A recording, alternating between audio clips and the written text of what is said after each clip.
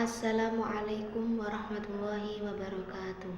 Perkenalkan, nama saya Rizky Awalia Mazidah dari kelas PAI 45C.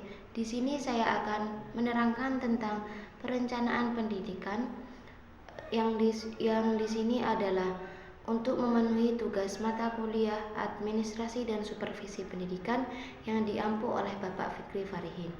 Baik, yaitu di sini saya akan menjelaskan tentang pengertian perencanaan. Perencanaan adalah suatu kegiatan untuk menetapkan aktivitas yang berhubungan dengan jawaban pertanyaan SWIH, yaitu 4W5H. Di sini menurut KOMS, perencanaan pendidikan merupakan kegiatan nasional dari analisis sistematis proses perkembangan pendidikan dengan tujuan agar pendidikan itu lebih efektif dan efisien. Dengan demikian, perencanaan pendidikan merupakan proses menetapkan keputusan yang berkaitan dengan tujuan yang akan dicapai, sumber-sumber yang akan diberdayakan, dan teknik atau metode yang dipilih secara tepat untuk melaksanakan tindakan selama kurun waktu tertentu agar penyelang peran sistem pendidikan dapat dilaksanakan dengan efektif, efisien, dan bermutu. Yang kedua yaitu tujuan perencanaan. Masa yang akan datang tidak dapat dideskripsikan secara pasti. Namun demikian itu, kita perlu mengestimasi kemungkinan yang akan terjadi di masa depan dengan membaca kecenderungan di masa kini. Perencanaan yang baik dilakukan untuk mencapai yang pertama yaitu protective benefits, yaitu menjaga agar tujuan-tujuan, sumber dan teknik atau metode memiliki relevansi yang tinggi dengan tuntutan masa depan sehingga dapat mengurangi resiko keputusan. Yang kedua yaitu positive benefit, yaitu produktivitas dapat meningkat sejalan dengan dirumuskannya rencana yang komprehensif dan tepat. Yang selanjutnya yaitu pendekatan perencanaan.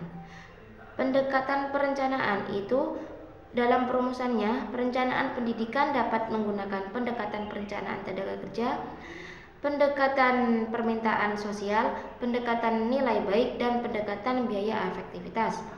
Yang pertama yaitu pendekatan perencanaan atau tenaga kerja. Yang kedua pendekatan permintaan sosial. Yang ketiga pendekatan nilai baik, dan yang terakhir yaitu pendekatan sistem. Untuk selanjutnya yaitu prinsip-prinsip perencanaan. Yang pertama adalah memperbaiki hasil pendidikan, membawa perubahan yang lebih baik, demand driven, menyeluruh, keterkaitan dengan RPS atau rencana pendidikan. Yang keenam partisipasi, terwakilan, data driven, realistis sesuai dengan hasil analisis SWOT, mendasarkan pada hasil review dan evaluasi, keterpaduan, holistik atau tersistem, transparansi, dan keterkaitan. Yang selanjutnya yaitu jenis dan lingkup perencanaan. Ada beberapa jenis lingkup perencanaan yang terdiri dari 7. Yang pertama yaitu perencanaan dimulai pada tingkat organisasi yang paling atas ke bawah, perencanaan dimulai pada tingkat organisasi yang paling bawah ke atas, perencanaan diagonal horizontal, rencana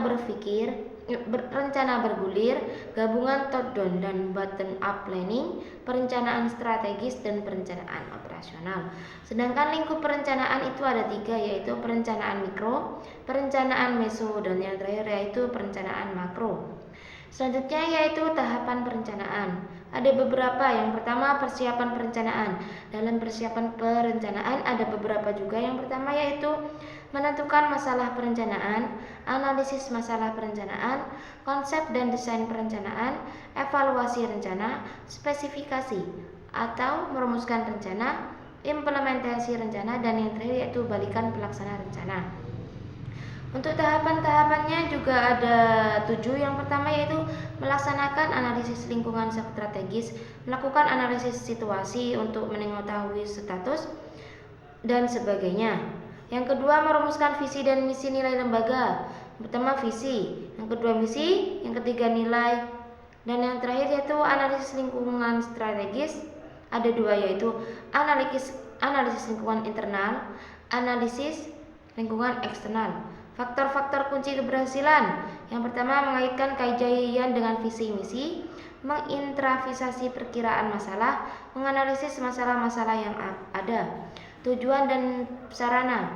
Tujuan mengandung usaha untuk melaksanakan tindakan atau rumusan mengenai apa yang diinginkan.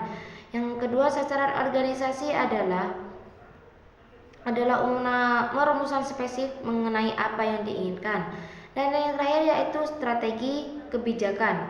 Ada tiga. Yang pertama, strategi organisasi, program dan kegiatan. Dan yang terakhir adalah evaluasi kerja.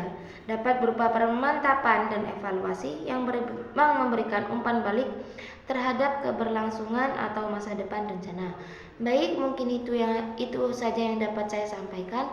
Kurang lebihnya mohon maaf. Wassalamualaikum warahmatullahi wabarakatuh.